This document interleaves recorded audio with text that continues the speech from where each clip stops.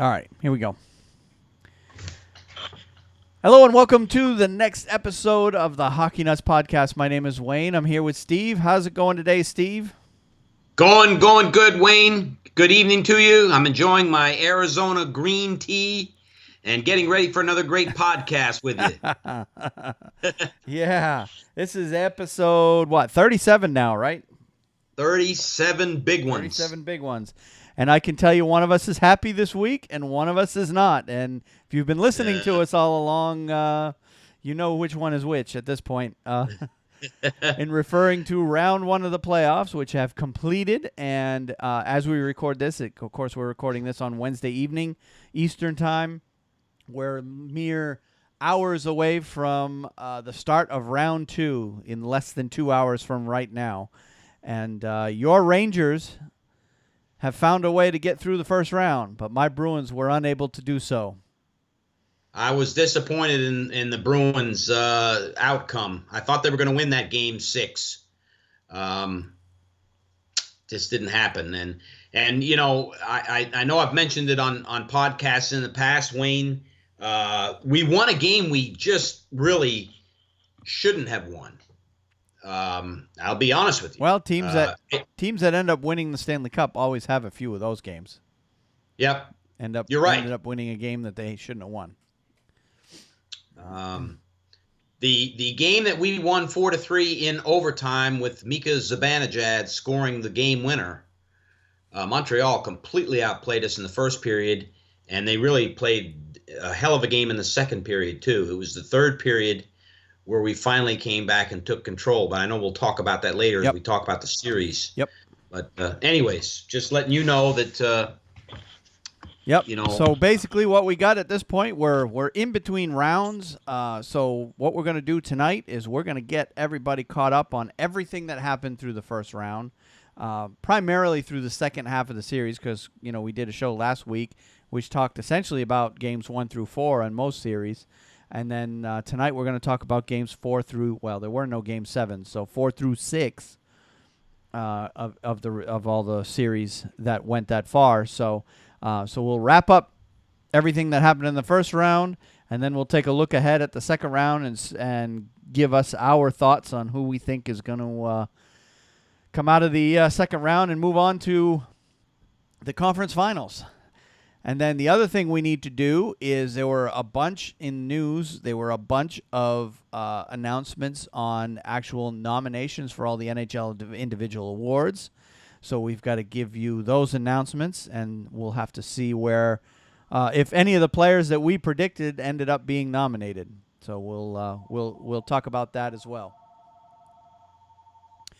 All right. So before we do that, though, I want to remind everybody that you can find us. If you haven't subscribed already, you can subscribe to us at a bunch of different places, right through iTunes, Stitcher, SoundCloud, iHeartRadio, TuneIn Radio, Google Play Music, Player.fm. And then, of course, any Android or Apple app that you use. You can listen to us right on our website. We're at thehockeynuts.com. You can also listen to us on thehockeywriters.com under their podcast channel. And that is a good there's been a lot of good articles recently on that website. A lot of writers are writing about, particularly about the teams that have been eliminated, about the transition out of this season and into the future. So a lot of speculation going on what some of the teams are going to end up doing, who they're going to protect, who they're going to sign, re-sign, let go, all that jazz. You can find all that at the HockeyWriters.com website. And then, of course, they have their podcast channel where there are a bunch of great hockey-based podcasts on that on the podcast channel on that website, ours included.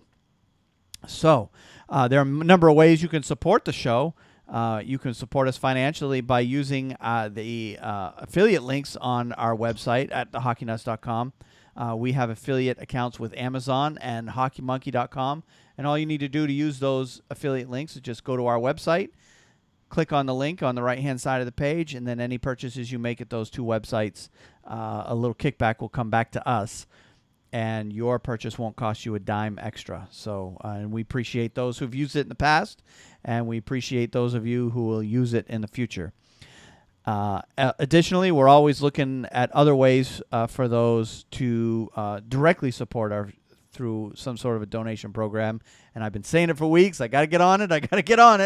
And I haven't been able to. But I think as the playoffs wind down, as we head into summer, I'll have a lot more time to get that. So be looking for that in the future.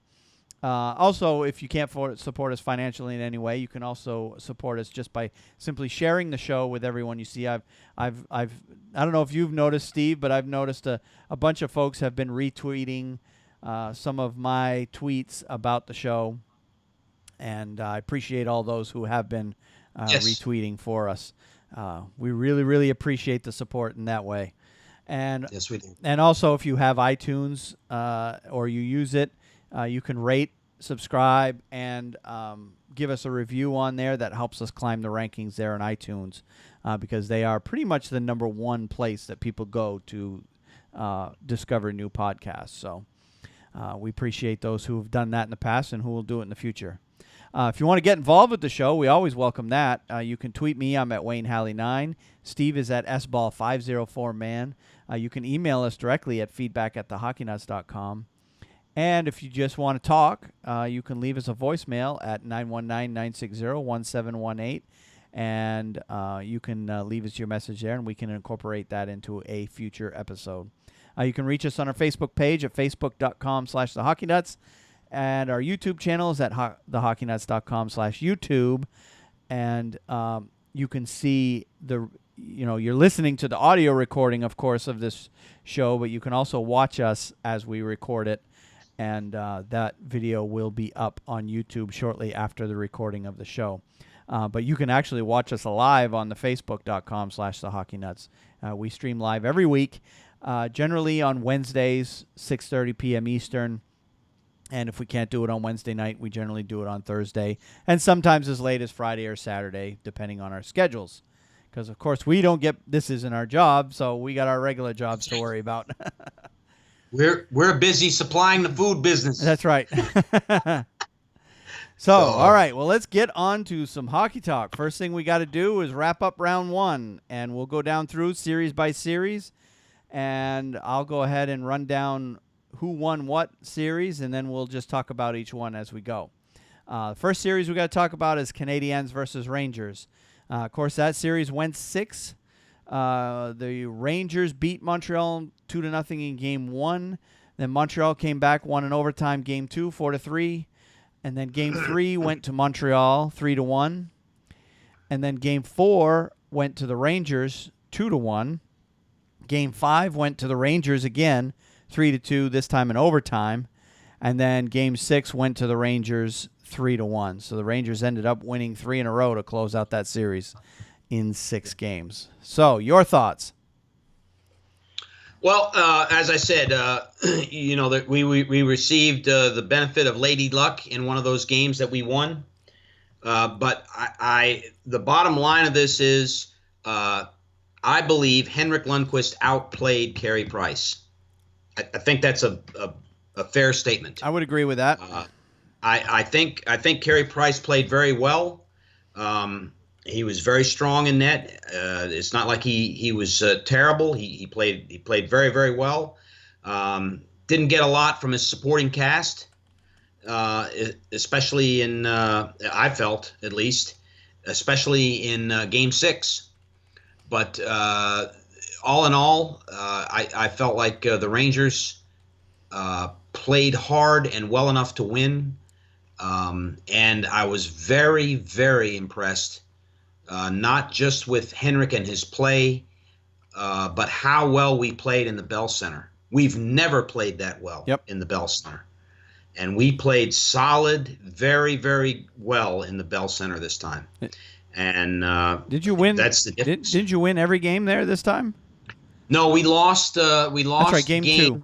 Yeah, Game 2. We lost Game 2, but we won Game 1 and we won Game 5. Yep. And that really made a big difference in this series, winning those 2 games in the Bell Center. Oh, yeah. If you're going to win a series, especially if you don't have home ice advantage, you have got to steal at least one game in the on the road for sure. Yep. Yep. So and in terms of offensive players, Matt Zuccarello, Michael Grabner, both played very well. Rick Nash played absolutely tremendous. Zuccarello had a great series. That's one thing I noticed as someone who doesn't follow, the Rangers as a fan of theirs. I was very impressed with his play. Yeah, he's a step up type guy too. When the pressure's on, he seems to elevate his game, and he seems to sense the importance of his contribution. And especially Game 6, he was the best player in the game. Yep. He really was. Yep. Now I know, speaking of big names, big players, I wanted to get your opinion on, and I know Mark Stahl is not an offensive defenseman per se. How did you think he played? Because I didn't hear his name mentioned a lot in this series. Well,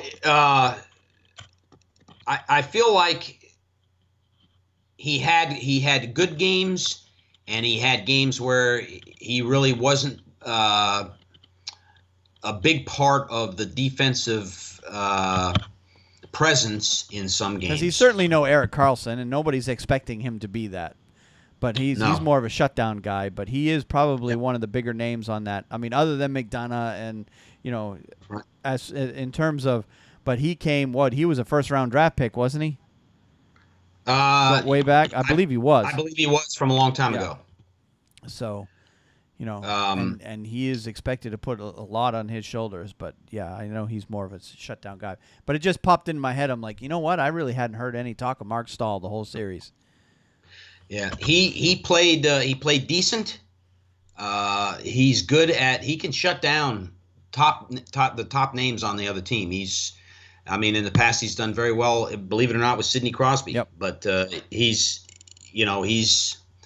some games his presence isn't as felt. I felt Dan Girardi played a really big series for us. Yeah. For example, he played. He was in more of the play, I guess, during the series games than Mark Stahl appeared to be. Yep. And I'd also like to reiterate, Henrik Lundqvist's play was amazing. He just looked like he was going to will that team to win that series. It was like he just took that team on his back and said, "All right, come on, guys, I'm going to carry us through."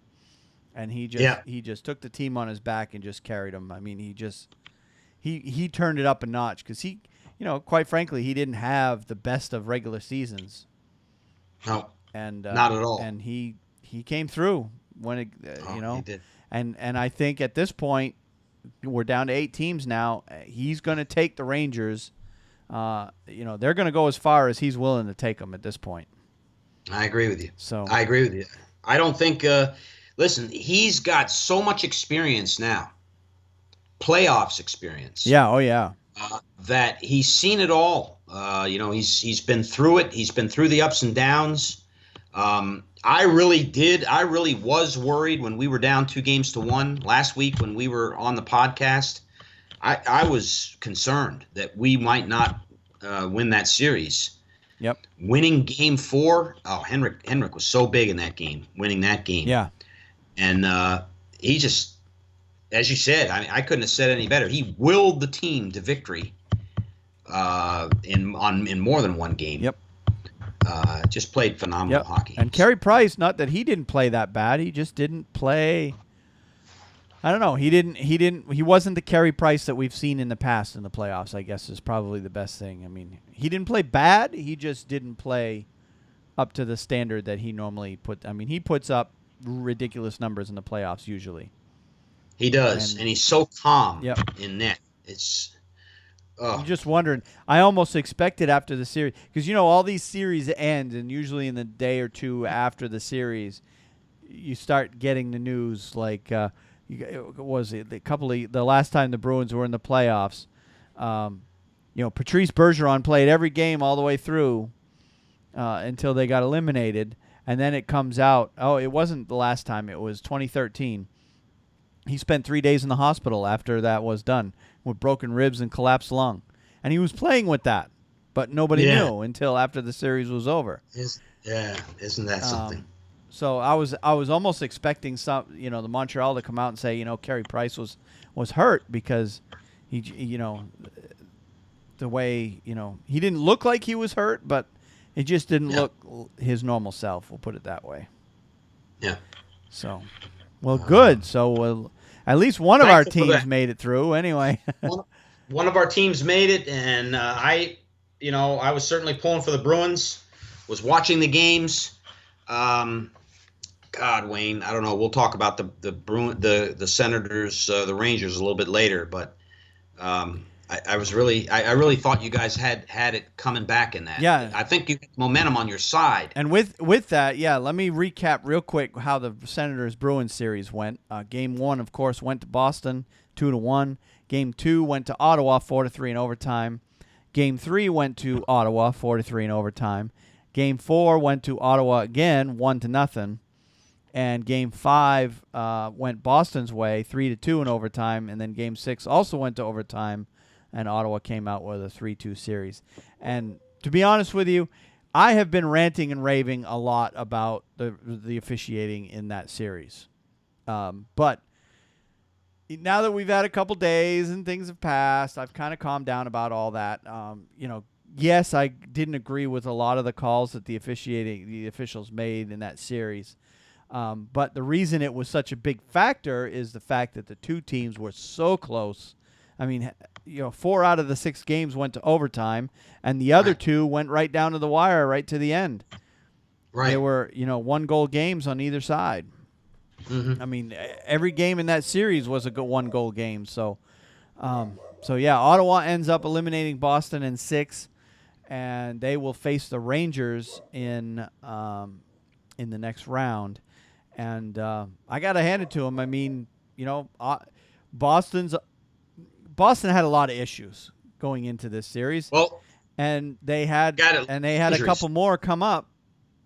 They had Torrey Krug and Brandon Carlo went down in the last 2 games of the season, and they never played at all in the playoffs. They never did come back. And then they lost Adam McQuaid, and Colin Miller also went down. Colin Miller ended up coming back later in the series, but it came out after the fact that he still wasn't right. After the series was over, he was coming back in a hurry. Now they got a little bit of a boost by signing Charlie McAvoy, one of their hot young prospects that is going to be coming up through. And boy, Pierre Maguire, I don't know if you watch any of the games, but he was right in love with McAvoy. He couldn't talk highly enough about him. Yeah, he loves him, and he's good. He's going to be a good. He's going to be a good. He's basically the heir apparent number 1 defenseman for the Bruins going forward. But he won't get to the point where he can carry the team through the playoffs probably for another 2 to 3 seasons. But I'm very excited about the future for that kid for sure. So he was able to plug one of the holes, but it's just still. With that much of your defensive core, and I didn't look at it before tonight's game, but I looked at it earlier in the week, and I added up all the games played throughout the season. Every one of those 4 defensemen that the Bruins lost during right at the end of the season going into this playoff series, they were all like 60 to 80 game guys. These aren't guys that were in and out, up and down. Right. AHL, NHL guys. These were guys that were on the team the whole season playing big minutes, and they lost 4 out of their top 6 defensemen. Yeah. And you do that to any team, and it's going to put them in trouble. And as it turns out, it didn't seem to be that defense was the problem with the Bruins. They just couldn't score any goals. Yeah. Ottawa plays this style that just is suffocating. It just. And you would see the way Ottawa played would change from the time that the game was tied. As soon as Ottawa take the lead, every time, as soon as Ottawa would take the lead, you'd see the way they play would change. And they would go into this trap, shut down, just sit back and let Boston come to them and just, put 4 guys across the blue line and just not let the Bruins get in the zone. And the Bruins tried a bunch of different things to get around that trap system. The first couple of games, they were doing a lot of dump and chase, and as it turns out, that wasn't working because, they dump it in, and then Ottawa would get back and dump it right back out. And then later on, they would try to do, some other tactics. The later in the series, they were doing, rather than dump and change, they would try to do these long, what I call low percentage passes. Instead of doing short passes, tape to tape, that, the players very rarely miss at that level, they would do these long passes, 60 feet, 100 feet passes, to try to spread out the Ottawa defense, to try to open up the ice a little bit. And that worked for a bit. It essentially was a factor in Game 5 in the Bruins winning. But ultimately, they just couldn't solve Ottawa's defense, and I certainly don't feel like it was Ottawa's goaltending. Although Anderson played good, he had a good series. He wasn't the reason that the Bruins lost that series. It was just the overall Ottawa shutting down Boston's offense. I mean, Marchand did very little. I mean, he had the game winner in Game 1, but after that, he did very little after that. Of course, Krejci got hurt, so that even when he did play, he wasn't right. So they essentially lost one of their high-powered offensive guys as well, on top of all those D. Spooner didn't do anything. He ended up being a healthy scratch at the end of the series. So the Bruins forwards just didn't do that well overall, and I don't know if it was because they were trying to overcompensate for the defensemen, trying to play D more. Yeah. What do you think about somebody stepping up based on the lack of, say, a Marchand or Patrice Bergeron's normal scoring contribution? That's the problem. They really didn't have that guy that did. I mean, Pasternak was playing well, but he couldn't hit the net. He got a lot of chances. Mm-hmm. But Pasternak just kept missing the net left and right. I mean, he was over the net, wide right, wide left. He couldn't hit the net to save his life. And there were a few times McAvoy played tremendously well for someone who's never played an NHL game. I just wish he would have shot more. I think there were a few times where I would see him make a play, and I'm like, he's going to get his first goal, and then he'd pass it. Yeah. Almost like is to show respect to the guys who've been there, trying to show respect to the veterans and not steal the show. And the playoffs is not the time of the year to be doing that stuff. If you got a shot, you got to take it. Period. Right. But yeah, Boston never really did have that guy that stepped up for them, that could replace the lack of production that the Bruins forwards weren't doing. I mean, as it is, the Bruins scored 6, 8, 11, 13 goals in 6 games. That's just not going to win a series. Yeah. So. I hear you. So yeah, as bad as the officiating was, and it was bad. I mean,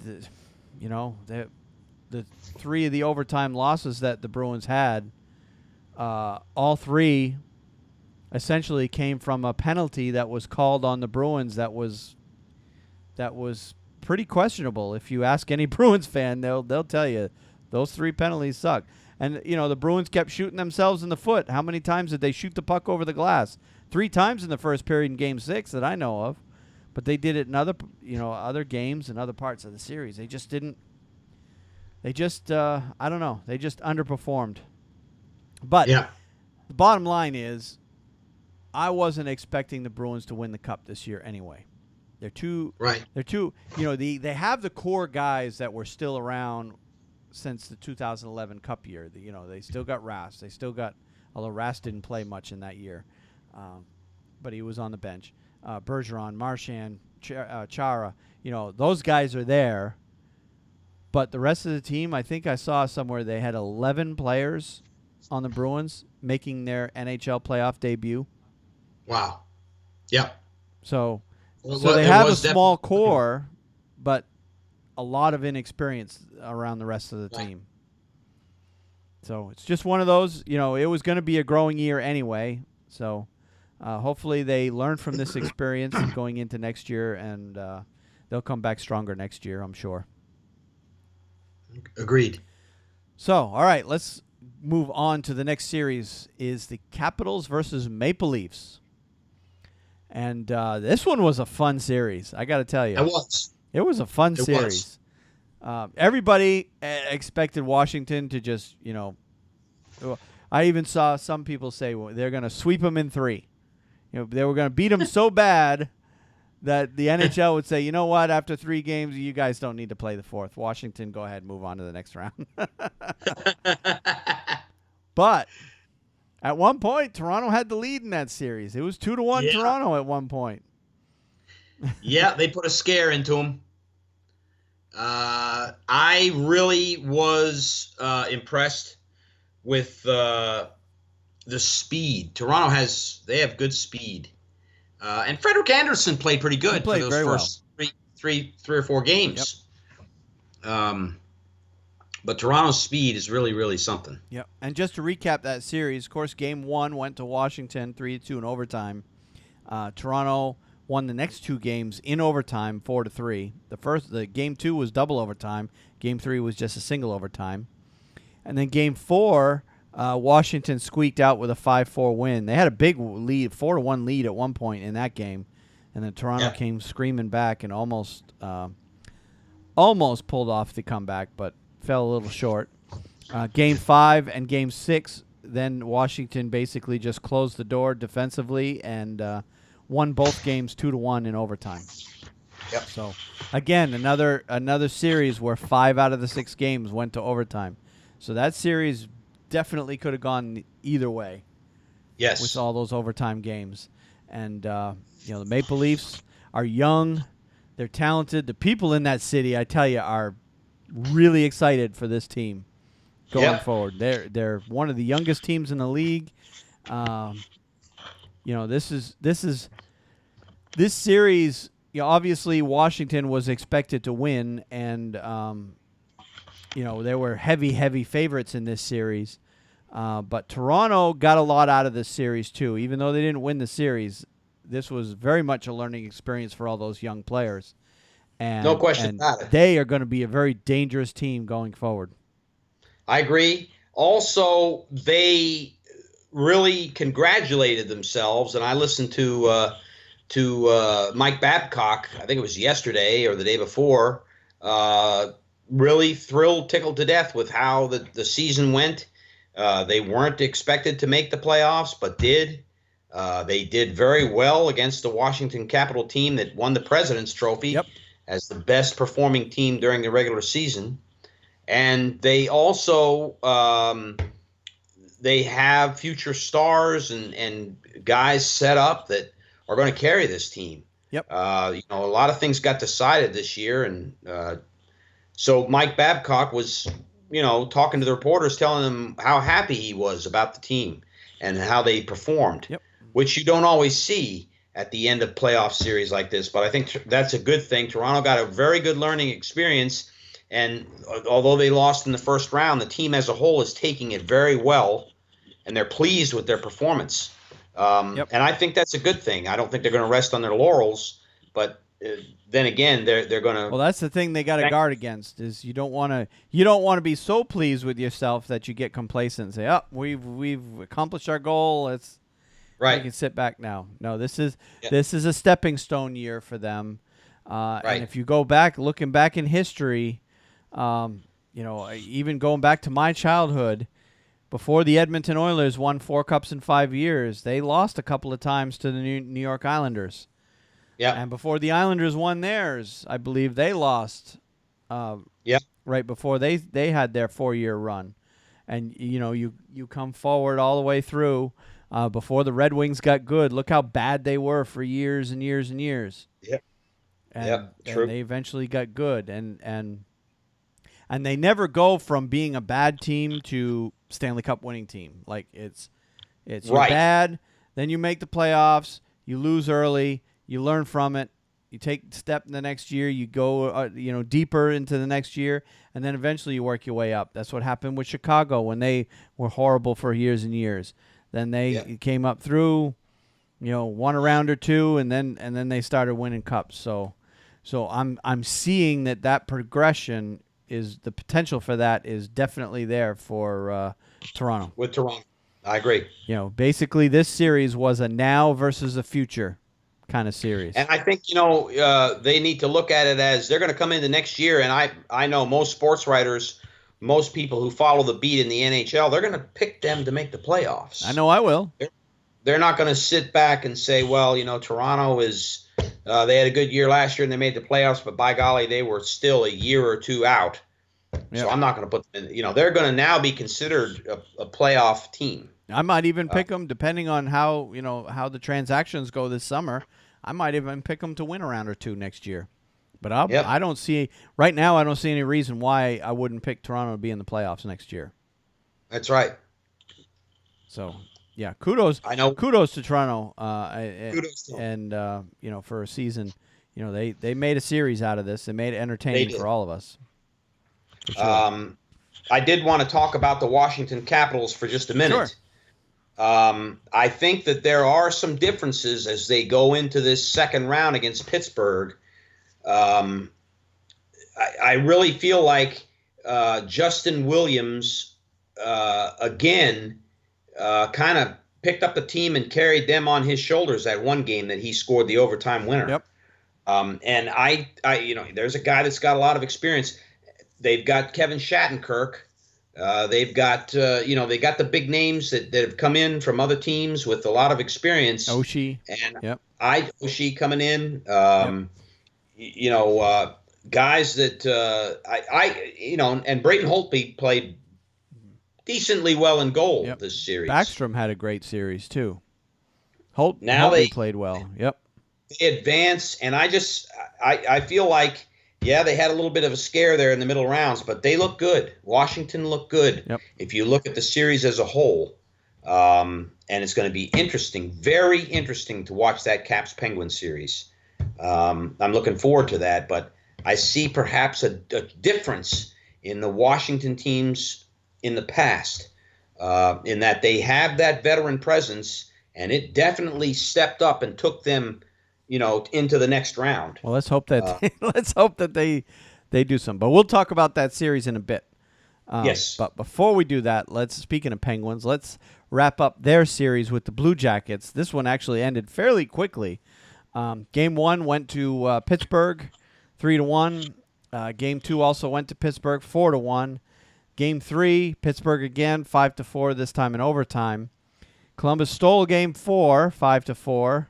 I wouldn't say stole would be the right word, but Columbus came out with a pretty gutsy performance and ended up winning that one 5-4. But I believe Columbus led that game pretty much straight through. And then Game 5 also went to Pittsburgh. So Pittsburgh wins that one in 5. And they, right now, are looking like the team to beat among the 8 that are remaining, if you ask me. They look very, very strong against Columbus. And with Marc-Andre Fleury in net, and he wasn't even projected to be the starter in this, but Matt Murray got hurt. What was it? Game 1, wasn't it? He got hurt in practice in Game 1. Warm-ups, Warm-ups of Game 1, and he hasn't played since. So, I think he's healthy now, but you know how they go in the playoffs. If you got a guy that's winning, you go ahead and keep him in there. Yep. No sense taking Fleury out. And I saw a article, I think, last night that said that Fleury will be the starter for Pittsburgh's Game 1 against Columbus. So essentially, it's pretty obvious they're going to go with Fleury until he falters. And then they've got, by the way, we got another number 1 goalie who can take over. Yep. They're probably the only team in the playoffs that has that luxury. That makes Pittsburgh scary against any team. Even though they're going to be playing the Capitals, it's still going to be, I don't know. Even though the Capitals are the way they are, until Pittsburgh shows signs that they're not dominating in the playoffs, I'm still going with Pittsburgh in that one. But Columbus, Yeah. I was very disappointed in. I thought they would put up more of a fight against Pittsburgh in this Well, series. frankly, I did too. And Wayne, he's had a great year. He may be the Vezina Trophy winner, but Sergei Bobrovsky, that was not the Sergei Bobrovsky of the regular season. He did not have a good playoffs. No, not at all. He really didn't. He looked shaky in a couple games. And granted, I felt like Columbus should have won Game 4. Is that right? Let's see. Columbus did win Game 4. Game 3. Game 3. They should have won Game 3, the first game in Columbus. Yeah. And they lost that game in overtime, but they had that game. They could have won that game. That's right. And not a 2-2, if you'll remember. Yep. Columbus had that game in hand. But I don't think Bobrovsky played. Well, he gave up 21 goals in 5 games. That's atrocious. Yep. Now, granted, when you've got Crosby, Malkin, Kessel shooting at you all night long, that's gonna be that much more difficult. And Kessel played incredible during this series. He was a man possessed during this series. Yes, he was. So yeah, I think the Columbus is just not being ready for the playoff intensity. I don't know what it was with them. Obviously, the defense was an issue. Giving up 21 goals in 5 games is not what you need to win a playoff series. But and that combined with Pittsburgh's experience coming off a cup win last year, they know exactly what it takes to win the cup, and they just came out. They were all business, and they just took it to them and made quick work of them. So and their series ended on April 20th, so they've just been sitting waiting for this next round. Their first game isn't even until tomorrow night, so they'll be a week away from playing games by the time they play game 1. So and sometimes that's not good, Wayne. It can be good, it can be bad. Recent years, though, it's been kind of mixed. It really depends. A lot depends on how the team does or what the team does during that off time. If they just sit back and take, light practices and don't do anything, usually they come out flat in game 1. And I don't know what Pittsburgh's been doing with their time off, if they've been practicing hard to try to stay fit and ready to go, then they'll be fine. But if they've been slacking and doing light practices and trying to, stay healthy and recover from injury, you could see a game 1 letdown for them. Mm-hmm. So I guess we'll find out tomorrow night. We will know tomorrow night for sure. Now, another series, and moving out west, that ended quickly. Blackhawks Predators. And you would have thought that Chicago would have ended this one quickly, but wow. Yep. 4-game sweep for Nashville. Nashville won game. And they really never even struggled. Yep. Nashville won game 1, 1-0. Then they came out game 2, just obliterated them 5-0. And then the 2 games in Nashville went Nashville 3-2 in overtime and Nashville 4-1. So Nashville sweeps Chicago, which I still can't believe that happened. As good as Chicago is. Yep. And I sense, Wayne, that Chicago was fatigued. I just think they have been the you take the LA Kings out of this, they have been the Western Conference representative basically for 5 or 6 years now, and they make the playoffs every year, and they usually win the first round or 2. And I just think that all these games they've been playing, and that's true, that can add up. That can take its toll after a while. They were a tired team. Yep. And I think Nashville capitalized on it. Yeah, and some of the stuff I've seen coming out of Chicago since the series ended is looks like Chicago is going to be completely retooling their 3rd and 4th lines. They're looking at that as the problem, because all Nashville did is focused on shutting down Kane and Taves, and once you get those 2 guys shut down, They're not that difficult a team to beat if you can keep those guys contained. Because the rest of the team, and that's a problem for Chicago. I don't know if you look at, if you go on to capfriendly.com and you look at that team and their salary cap situation, right? That's a big problem for them. Having Kane and Taves each making $10 million a year. Yeah, well, that's a big problem. You got to say this, Wayne. Artemi Panarin and Artem Anisimov did not step up. You see that's so important. I'm going to take a look at our team. We didn't have the goal scoring. I mean, Michael Grabner scored in the first 2 games, but we had contributions from Jesper Fast, had a great series, scored a couple goals. Tanner Glass got a good, very important goal in that first game. You saw some guys that don't normally score goals step up. Brady Shea had a goal. You got to have that. If you're going to, because that essentially, Nashville's not stupid, and they do have a good defense. That's what most teams should do, is shut down Taves and Kane. And if they do that, then you've got to be able to distribute the puck to the guys that got to step up. Yep. And essentially, that just doesn't happen. That's essentially what happened. Of course, credit goes to Nashville's defense too, Niemi and net, and Chicago only scored 3 goals. Yep. The whole series. So right. They didn't even score their first goal until Game 3.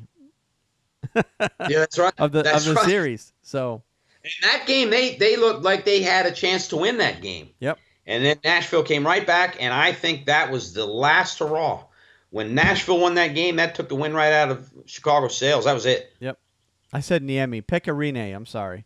I don't know why I get those two mixed up all the time. It happens all the time to me. I get going down the road, and I realize, wait a minute, I said the wrong thing. Niemi Rene. I mean, Niemi Rene. I believe they're fellow countrymen, aren't they? Aren't they both Finns? The Frenchman. Niemi Rene. Yeah, Niemi Rene. Pecorine was out of this world in that series. Yeah, he was. He played great. So played tremendous. And then and I was joking with one of the guys. Went to beer league on Sunday night.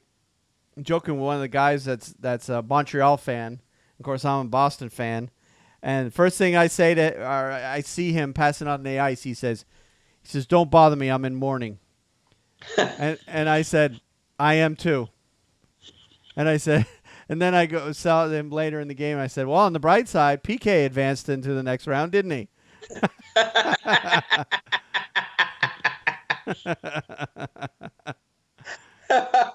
He's like, "Yeah, whatever." So yeah, PK has moved on. So right now it's looking like, in terms of team success, Nashville stole PK from Montreal. That's what they're saying in Montreal right now. Yep. So surprised they didn't burn down their city after Montreal got knocked out of the playoffs, but because they're a little crazy up there, as we all know. All right, enough about them. All right, well, you have anything else on this Nashville series? I know this, clean sweep. It's going to be this series between them and the Wild. I mean, between them and the Blues. I think it's going to be a very good series, and I think it's going to be a goaltending duel. Yeah, it's going to be. And speaking of which, that Wild Blues series, that one went 5 games. All the series out west seem to end quickly. That one went 5 games. St. Louis won Game 1, 2-1 in overtime. Then they won 2-1 in regulation in Game 2, 3-1 in regulation in Game 3, and then Minnesota got a game 2-0. And they needed to play basically perfect hockey to pull that off. And then Game 5, St. Louis came back out and won 4-3 in overtime. And the big story coming out of that series was the Blues' overall team defense and, of course, the play of Jake Allen. Jake Allen, hands down, the goalie, him and Pecorine, the goalies of the Stanley Cup playoffs so far. Could be this next series could be one of those series where every game goes 1-0. Yeah, that Wayne, I couldn't have said it any better. The way they're all playing, but the play of Jake Allen, Sabatka, the guy that St. Louis got Yep. basically signed out of the KHL, and he had played for St. Louis before, didn't get a great contract. I don't remember the story why he left St. Louis and bolted for the KHL, but I think it had something to do with the contract negotiations weren't going well, so he decided to just leave. Well, now he's back, and he was projected to be a star at that point. I don't know what he's going to do now, but he played very well in this series. And Minnesota just fell flat on their face by all things. I mean, it didn't help. Some of their guys seem to have some injury issues too there in Minnesota, which Right. kind of affected them. Eric Stahl went to the hospital in that last game. It was either the last game or the second to last game. Yeah, he got a concussion there. Concussion, yeah. Yeah, that I saw that collision in the boards. Oh God, I felt for him. Yeah, he went sliding into that back wall, and he could very easily hurt himself seriously. Yep. Yeah, but he appears to be okay and should be back in the fall for them. So. Yep. So yeah, St. Louis moves on that series, and they will play the Predators. Now let's move out to the Pacific Division. Yes. And we have the first series was Ducks Flames. That one also ended very quickly. It was a 4-game sweep for Anaheim, and I kind of sort of half expect. I didn't expect the Flames to do much this series. They barely made it in the playoffs as it is. But Anaheim won game. Well, they won all 4 games. So the first game was 3-2. Second game was also 3-2. Third game 5-4 in overtime, and then the fourth game 3-1. All Anaheim wins. So this is another case where Anaheim is looking extremely dangerous as we go forward in the playoffs to dispatch Calgary that quickly. And some of these games, it just most of the games were close. All 3 games were 1-goal games, so it could have gone either way. But in Game 4, they came out, didn't even give Calgary a chance to do anything. And they very quickly dispatched the Calgary Flames in that series. Yes, they did. Calgary played very sloppy as well. Yeah. They were had 4-1 in that third game, and I saw the 1 goal that was scored on Elliott. Yep. It was terrible. Yeah, he let in some soft goals. Yep. So Calgary just didn't show up. They didn't play well. There was a lack of confidence or something there. But the Ducks look very good. Yes. They really do. And we're going to talk in a minute about another team that looks really good. But yep. They're the Ducks, to me, that series, the Ducks and the Oilers, that could be the team going to the Stanley Cup right there. So, yep. But I thought the Ducks, they just look formidable. They're a very good team. They're potent. They're getting good goaltending. Yep. And they just seem to be clicking on all cylinders. And it looks like they're close to getting Cam Fowler back, which is going to help them on D. Yep. Make them even stronger. That's just. And they're already a great team on defense. Yep. Yeah, my initial reaction when I saw the 8 teams that remain, I said, we're looking at a Ducks Penguins Stanley Cup final. Is my initial gut feeling. Mm-hmm. So, all right, well, let's move on to the Oilers Sharks series. Now, I didn't really watch a lot of the Ducks Flames series, but I did watch quite a bit. If I could keep my eyes open anyway, because some of these games started really, really late. I did watch a bunch of this San Jose Edmonton series, and this is the only one that went as far as 6 games, in the West. And of course, this one ended in 6. Game 1, of course, went to San Jose 3-2 in overtime. Game 2, Edmonton won that one 2-0, and that was just a perfect game by them. Game 3 also went to Edmonton 1-0, another near perfect game for Edmonton. And then game number 4, Edmonton came out and laid an egg, showing signs of how young they really are. San Jose won that game 7-0. That one got completely out of hand real quick. And then game 5, Edmonton came back and won that game 4-3. and then Edmonton put them away in Game 6, 3-1. And so that makes Edmonton move on to Anaheim. And Edmonton is looking pretty good. They're like the Toronto Maple Leafs of the West. They're a young team, and they've got a really strong core of young players, and they're going to be good for a long time, led, of course, by Connor McDavid. He really showed how good of a player he really is. He's a tremendous player. And they were keying on him, too. Oh, yeah. They were putting a lot of focus on stopping him. Yep. And couldn't do it. Couldn't do it. Yeah, they couldn't keep up with his speed. But, Edmonton coming out and winning Game 5 in overtime after losing Game 4 7-0 told me a lot about the Edmonton Oilers. That they're very good point. That they're a team that, they're young and they have a tendency to lay an egg like they did in Game 4, but now they come out and win Game 5, showing, and that one, of course, was, I believe, in San Jose. No, that was in Edmonton, wasn't it? Game 5 was in Edmonton. Yes. Game 5 was in Edmonton. Okay, so I'm trying to recap where each game was. But yeah, coming back out after losing 7-0, you'd think a young team, their confidence would be shaken by a game like that, and nope, they showed that they were very resilient. Very short memory banks. Yep, and you got to have that in the playoffs if you're going to succeed. So to me, Wayne, you have another factor for Edmonton that I think will come into play quite a bit in this last series, and that is the hometown crowd in Edmonton is very potent. Yep. They have rabid fans, and they make a lot of noise. It's going to be a very tough building to play in for the Anaheim Ducks, and it is not going to be like where the Calgary Flames, who've lost 24 in a row at the Honda Center. Yeah, you're going to have an Edmonton Oilers team come in there, and it's going to be tooth and nail. I think it's going to be a very, very difficult series for Anaheim to win. I agree. Yep. I think Edmonton could win that series. Yep. Oh, absolutely, they could.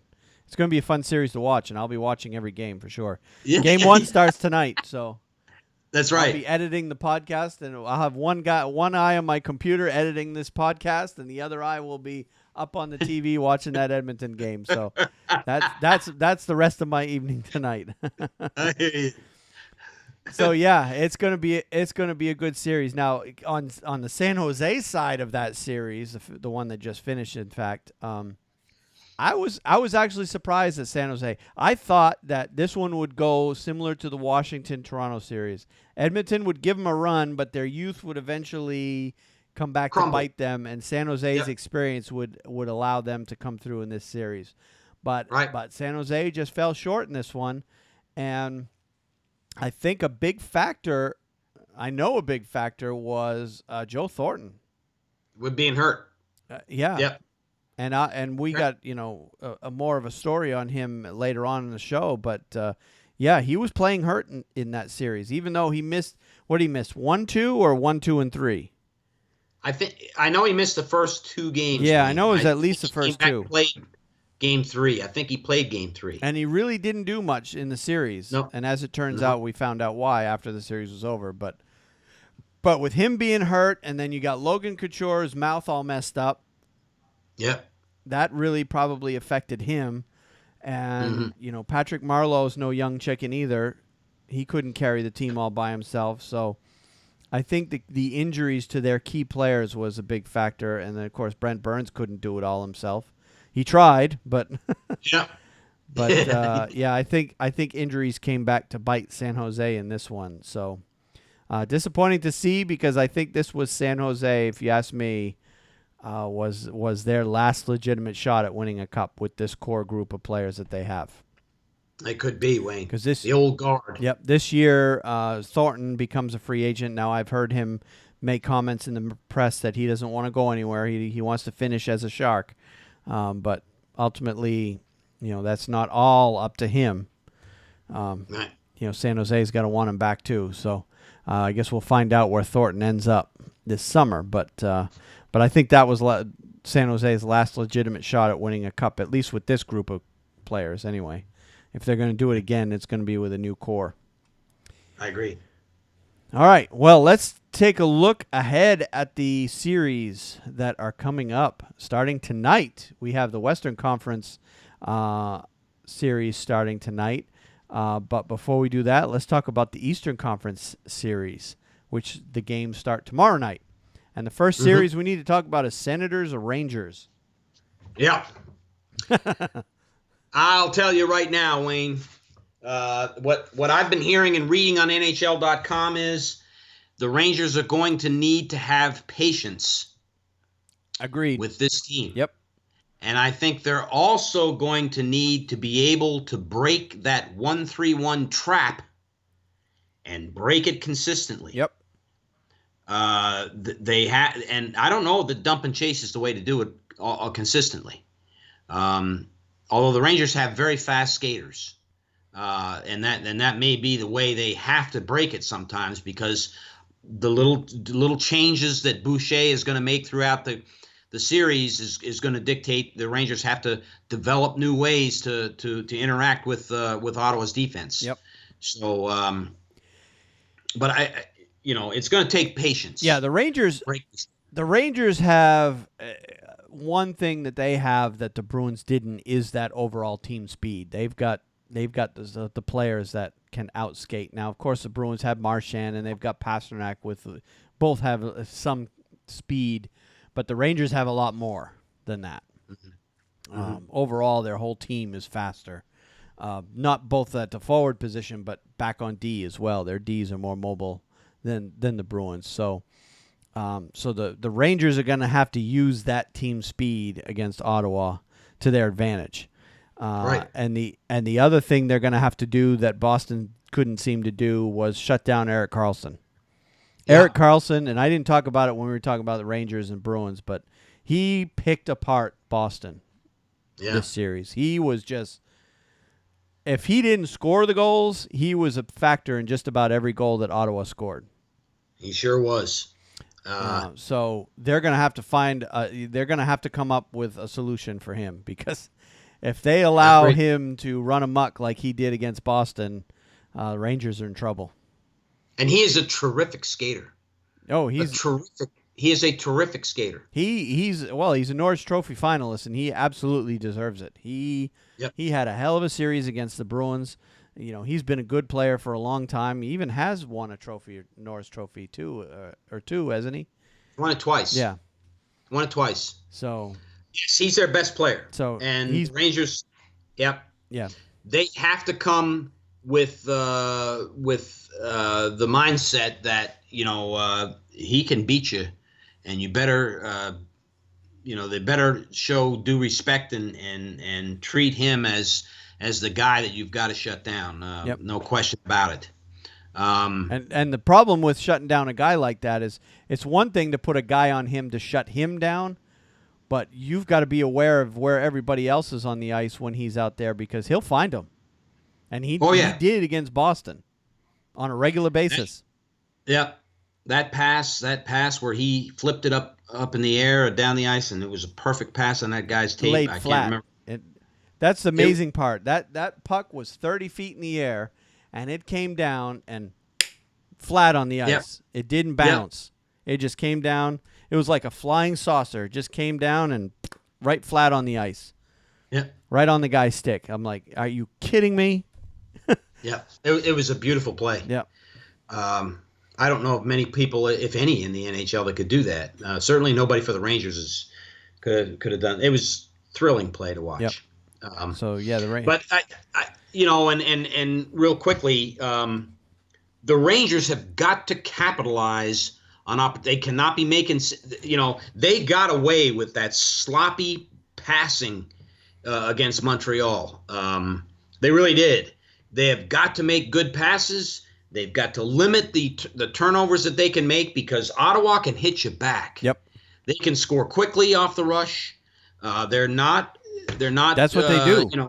Yep. They sit back in that 1-3-1 and just wait for their opponent to make a mistake and then take off. And then take off Yep. in the other direction. Yep. They get a lot of 2-on-1s out of that, 3-on-2s. Yep. When the Rangers get an opportunity, Wayne, they've got to capitalize. They cannot be going down the ice, and they get an opportunity and they blow it. And they get another opportunity and they blow it. They're going to have to score. Yep. They're going to have to. Yep. In many ways, I look at Ottawa. This could be an even tougher challenge than Montreal was. So right now, Ottawa's a better team than Montreal. I agree with that. Yep. So, and Anderson's been playing well. He hasn't had to be lights out like some of the other goalies and some of the other teams have had to be, because they play so well defensively as a group. But he's played well enough to keep his team in games at times too. So, yeah, the Rangers are going to have to essentially. It's going to become a mistakes series. Whoever makes the most mistakes is going to lose the series. That's right. In this case.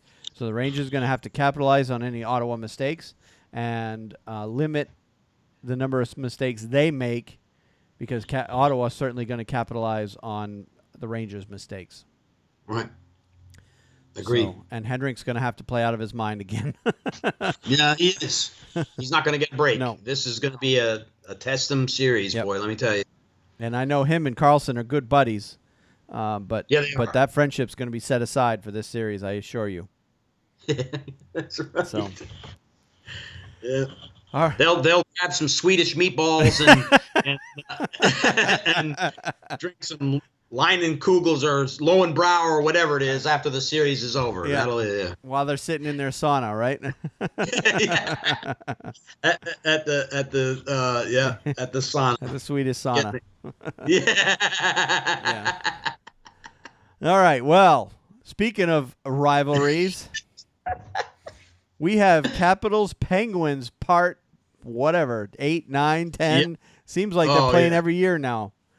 Yeah. And it never gets old, I can tell you. Watching Ovechkin and Crosby go at each other is just, oh man, it is a fun thing to watch. I can't wait to watch this every game. And this is the point in the season now, speaking of which, where the NHL usually schedules everything so that we can watch every game usually start to finish without interruption. Now they've kind of screwed up a little bit with this game one situation, because you've got two West Coast teams playing on the same night and two East Coast teams. What they should have done is have an East and a West game every night. Yeah. So that we could all watch the East game, and then when that game's over, the West game starts, and we don't miss a beat. But hopefully I haven't looked at the schedule real close to see if it realigns that way, but with only 4 teams left, we should be able to watch parts of all 4 series. But this Capitals Penguins is going to be fun one to watch when I'm not watching the Rangers. So I want to see Crosby and Ovechkin just going after each other. It's going to be fun. Yeah. It's going to be fun. Crosby will be cheap shotting Ovechkin. Ovechkin will be high hitting Crosby. It's going to be great. And they will chatter. Oh, yeah. They said on NHL.com they have a respect for one another, but not friendship. Right. And that's probably, accurately put. So usually rivalries like those guys, the friendship doesn't develop until they're done with their playing days, and then they become like Gretzky and Lemieux have become good friends, and and Bobby Orr has become friends with some of the guys that he was opponents with back in his playing days. But for right now, they're definitely not friends. Yeah, and it's going to show in this series for sure. Yes, it will. I think this series is going to turn out to be what it's cracked up to be. And Wayne, here I heard a good point the other night, and I have to say I agree with it. I think the pressure is more on Pittsburgh than it is on Washington. Yeah, because they're defending champion. They're the defending champion, and if Pittsburgh jumps out to a 1-0 or 2-1 lead, well, they're supposed to. They're the defending Stanley Cup champions. They finished in second place. That they're not going to feel the pressure like they did in the last series. And that may be very important. Yep. For sure. As long as the series stays close. Yep. Agreed. So yeah, it's definitely going to be a fun one, and it will. I'm guessing it will probably go all 7, but I still see Pittsburgh coming out of this one. That's just my gut feeling. I hope I'm wrong because I want Pittsburgh to lose. I got to tell you, I want Pittsburgh to lose this series. I don't like seeing the same team winning the cup year after year after year. I like to see new winners. And right now, there's only 2 teams left in the playoffs that have won a cup recently, and that's Pittsburgh and Anaheim. So I'm hoping for new blood this year.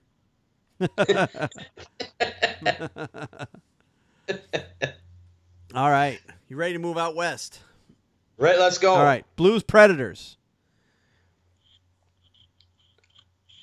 This is a goaltender's duel if ever there was one. Certainly is. Both goaltenders are playing lights out right now. And obviously, if it continues, we're going to see a very low-scoring series in this one. Yes. But I'm excited. I love Nashville's fan base. They're very into it. They're passionate. Yeah. St. Louis fans, of course, they're an established hockey market, so they've got a pretty good fan base as well. It's going to be a fun series to watch. It will be. And the commute between the 2 cities is not that long, so travel shouldn't be too much of an issue here. Even though the 2 teams are out, Western Conference is known for its travel issues. Yeah. But Nashville and St. Louis are not that far apart, so it should be a fun series to watch. I don't know what else to say about it. I mean, you've got PK is trying to make a deep Stanley Cup run probably for the first time in his career. And then you've got St. Louis, who's kind of retooled because they got rid of a few guys. Yeah. Shattenkirk and Jake Allen is fairly new in the nets for them. So David Backes is gone. David Backes is gone. Yep. So it's kind of a retooled lineup for St. Louis, but they still keep winning. Yeah. They listen. If it's the perfect stage for Vladimir Tarasenko, and if he gets going, he can single-handedly change a game and change that series. Yep. He really can. He is an elite player now. You know, a player I haven't heard from the Blues is Yakupov. What has he done? Oh yeah, I seen him playing when I watched the Blues earlier this year, and that's a good point, Wayne. I don't know if he's hurt. I haven't heard his name at all. I wonder if he's even playing. I guess we'll find out. I really didn't watch the St. Louis series in the last round. I didn't watch any of the games, so I certainly can't speak much for their individual players and such. But those of you who are listening to the podcast, if you want to put your 2 cents in on how the Blues are doing, we're certainly welcome. We're certainly all ears, but this is probably the one matchup of the 4 that I've paid the least attention to up to this point. I'll pay more attention this time around because, it's going to be a fun series to watch. It will be. So this is another one that could go deep. All right. Well, and let's get to the last one, Edmonton, Anaheim. This is another one, playoff experience versus youth and inexperience. Yeah. An intriguing matchup, these 2 teams. Yep. And like I said, I think if Connor McDavid plays like he did in the first round, he's going to give Anaheim fits, man. He looks so good in that series. And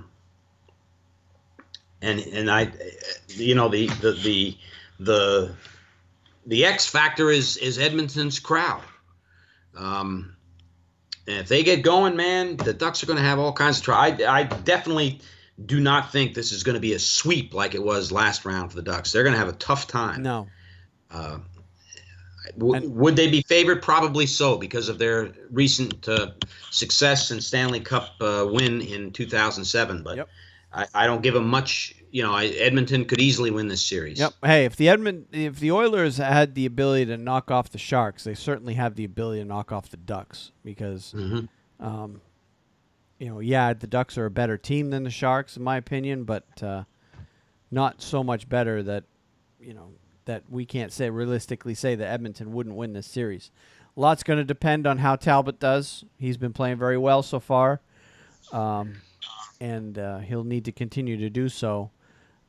John Gibson in the nets down in the other end, he's been playing very well as well. So you got two goalies that really don't have a lot of playoff experience. So you can't give one or the other an advantage based on that. But I see this series as another one. I see all four of these series as going deep, and I hope they do because we haven't had a Game 7 yet this year. And I really want to see a Game 7. So do I. I mean, we've had a lot of overtime games, but we haven't had a lot of Game 7s. You're right. Well, we haven't had any yet. This one could very well be one. This one could very well be a Game 7, yep. Wayne. Very easily. And I hope we get that. So, all right. So we've pretty much laid out everything that's gotten you caught up to what's going on around the NHL playoffs. And let's get on to some of the other stories that have happened around the league. And first and foremost, as we always do this past couple of weeks, start off with all the college and junior players that have joined the pro ranks. So we can get you caught up on those. And I've got 1, 2, 3, 4, 5, 6, 8 this week.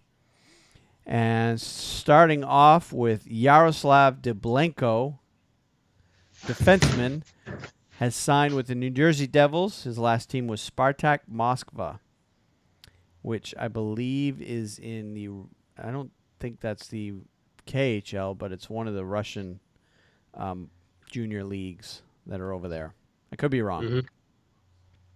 Next one, I've got Christopher N., a forward out of Frölunda Hockey Club. He has joined the Detroit Red Wings. He's a Swedish national. The next one, Alexei Bereglazov, defenseman. He was playing for Metallurg Magnitogorsk, and he has joined the New York Rangers. Yes, I saw that. I don't know if he's going to come up with the Rangers. He's going to be sent down to the minor league team or not. And I have no word on that, whether they'll – I guess they could put him in this upcoming series, right? Tomorrow. They potentially can if they want to. They most of these guys end up on the American Hockey League team because, of course, right alongside the NHL playoffs, you've got the American Hockey League playoffs going on as well. So, a lot of these players are going to end up there because not a lot of players can handle NHL playoff hockey coming if they haven't been playing in the league all year. I agree. Yeah. So that's held for a select few. All right, next player I've got Steven Lorentz, forward.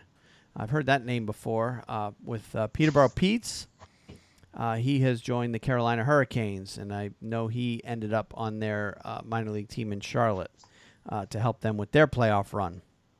Boris Katakauk, or Chauk, forward, playing for Sault Ste. Marie Greyhounds, has joined the Tampa Bay Lightning. Jonathan Dahlin, I wonder if that's Ulf Dahlin's kid. Remember Ulf Dahlin? Played back in Ulf Dahlin, name rings a bell. Yep. I wouldn't be surprised if they're related.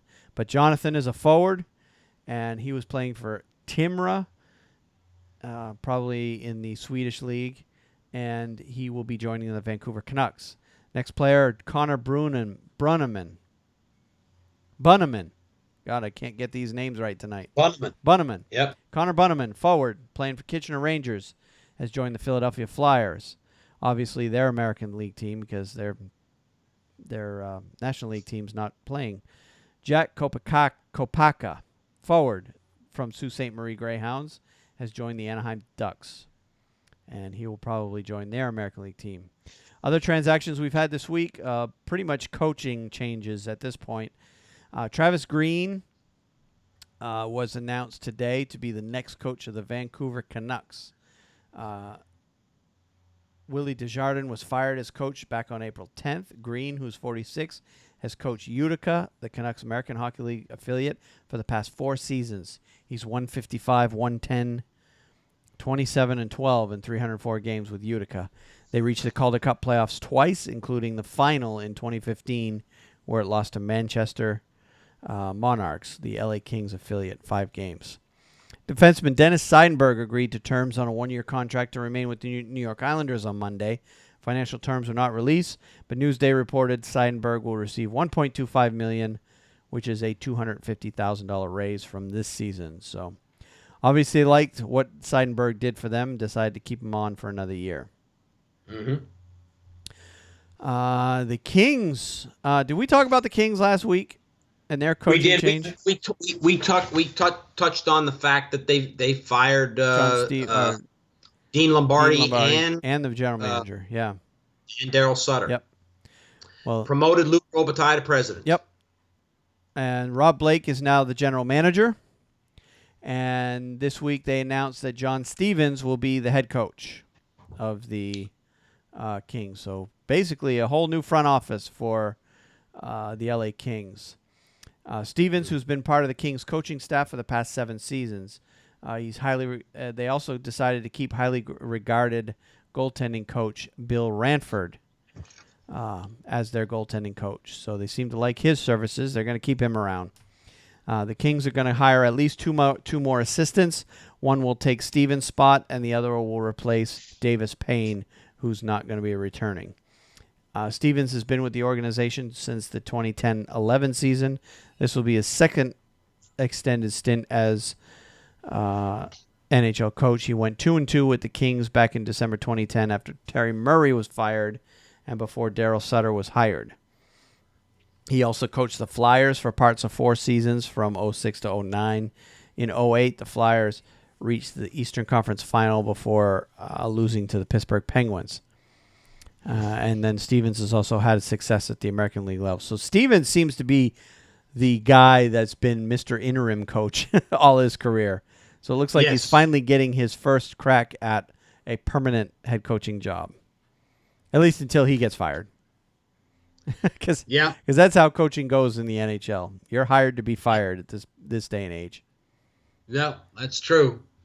Hopefully he can put a few good gears together. Yep. Well, yeah.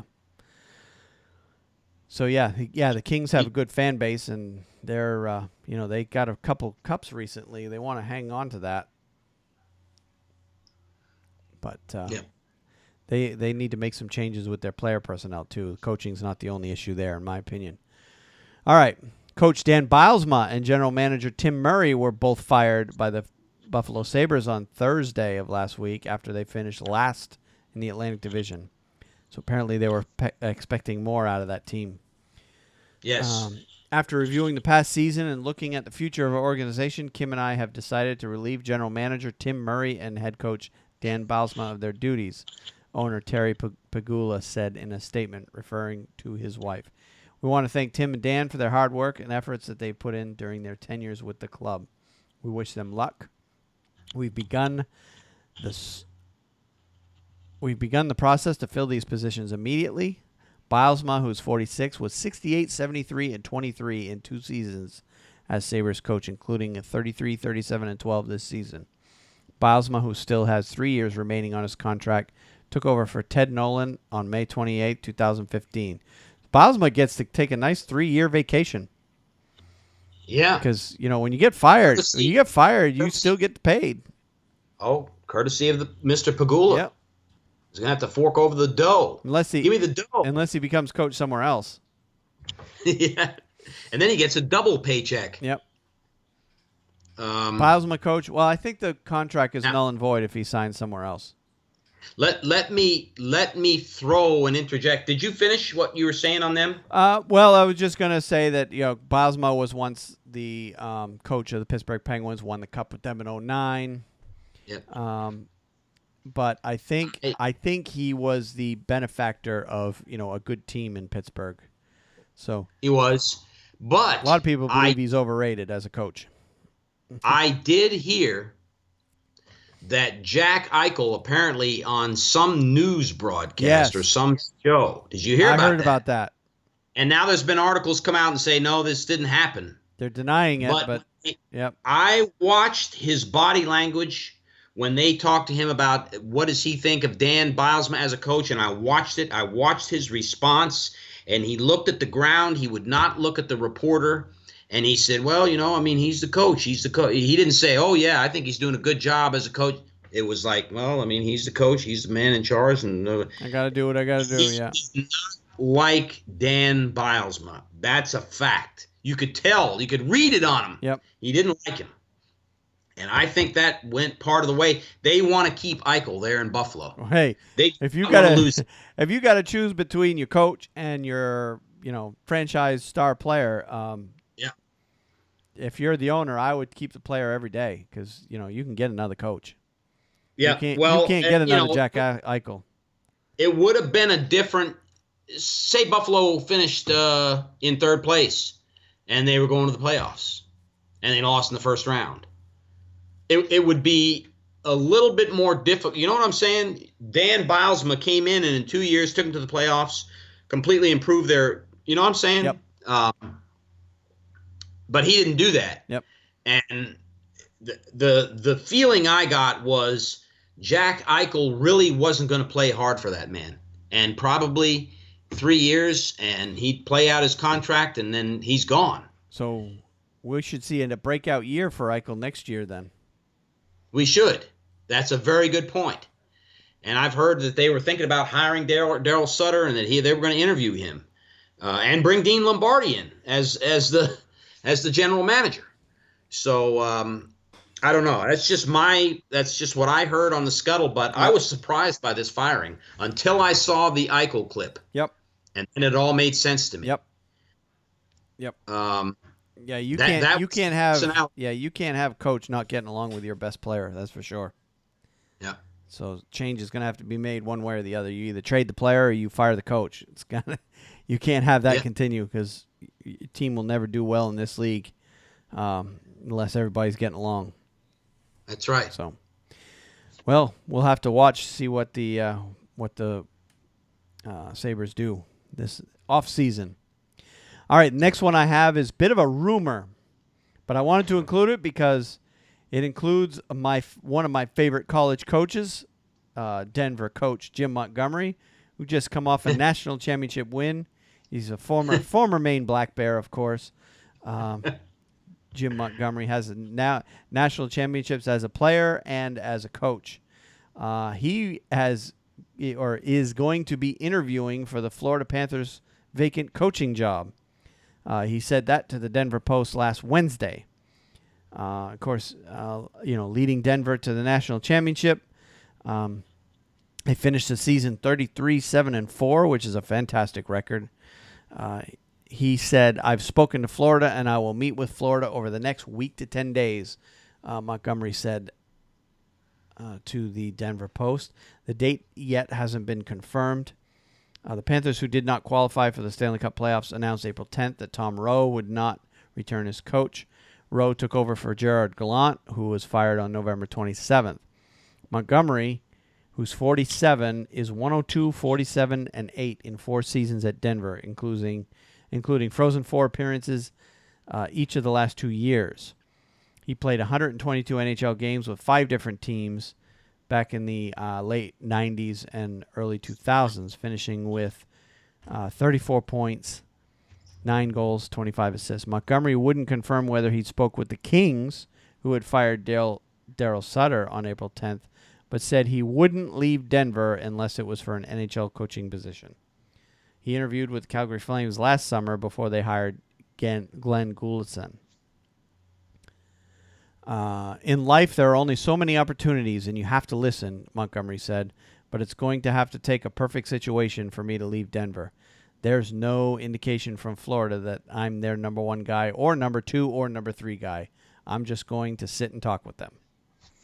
So he's opening himself up to NHL job offers, but sounds like he won't be leaving Denver unless he lands that NHL coaching gig. He doesn't want any part of being an assistant in the NHL, and I don't blame him. I don't either. College head coaching jobs are a good thing to have if you're if you can be successful at it. Mm. And finally, the last coaching change we have this week is Bruce Cassidy. Earlier today. Yes, I read that today. Yep, he had the interim tag removed. Good. So the Bruins will be going forward with Bruce Cassidy as their head coach. I don't know what the terms of his contract are, how many years and how much money are, but I did see that earlier today as I was on my way home from work, that the interim tag is officially removed from his title, and he is now the permanent head coach of the Boston Bruins. And rightly so. He took a team that was heading nowhere and brought them into the playoffs. So, all right. So let's move on to injuries. Unless you have any other transactions that you want to talk about. No, that was the only other one. I did not see Cassidy in the show notes. Was going to say something, but you brought it up. Yep. All right. So the injuries I've got two, and we talked about it briefly. First one is San Jose Sharks.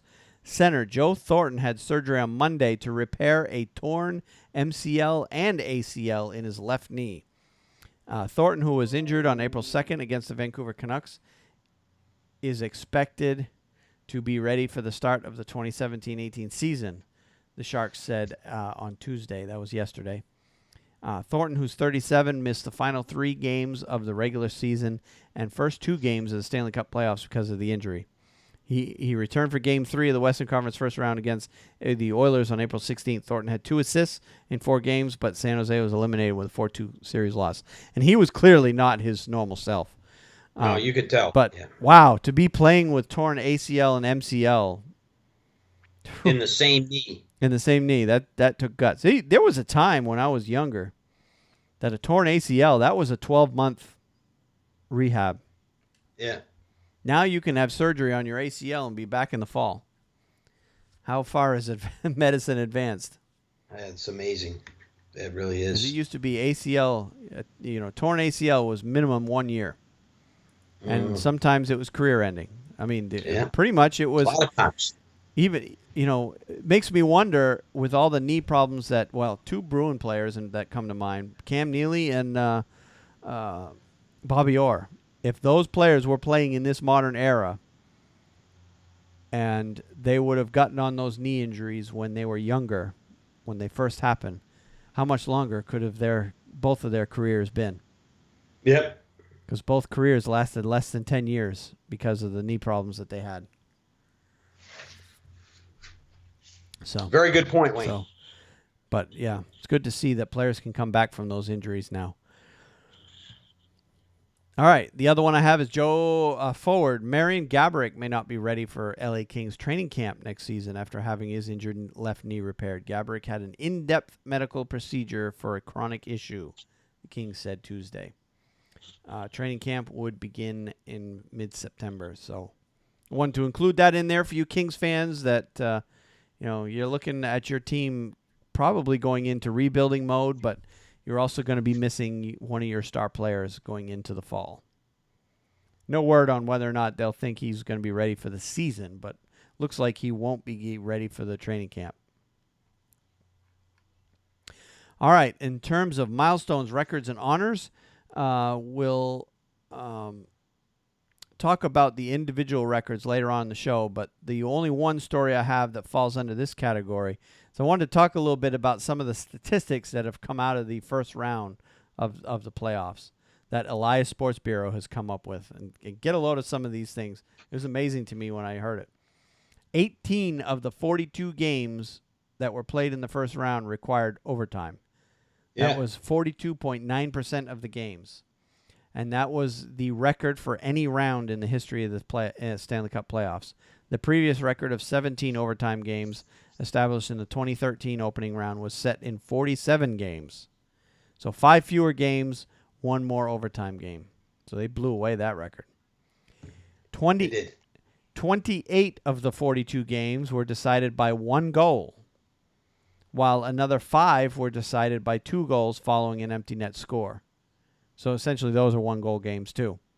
Mm-hmm. So what, 33? My math is horrible. 33 out of the 42 games were essentially 1-goal games. So, yeah, there were a lot of series that were short. There was a couple of sweeps. There were a couple of 5-game series, and not a single 7-game series, but 33 out of 42 of those games were decided by 1 goal. Essentially, it's incredible.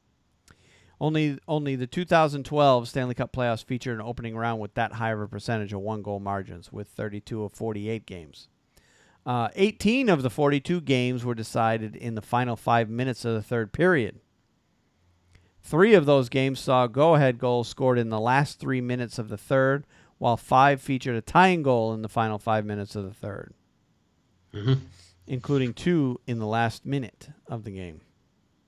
17 of the 42 games saw the winning team overcome a deficit of at least 1 goal, including 9 games featuring multi-goal comebacks. Clubs also rallied from third-period deficits of any margin to win 8 times. That's crazy. Yep. It was an exciting first round. Very exciting. Even though some of the series were short, it was still exciting to watch. Yes, a lot of those series could have gone either way.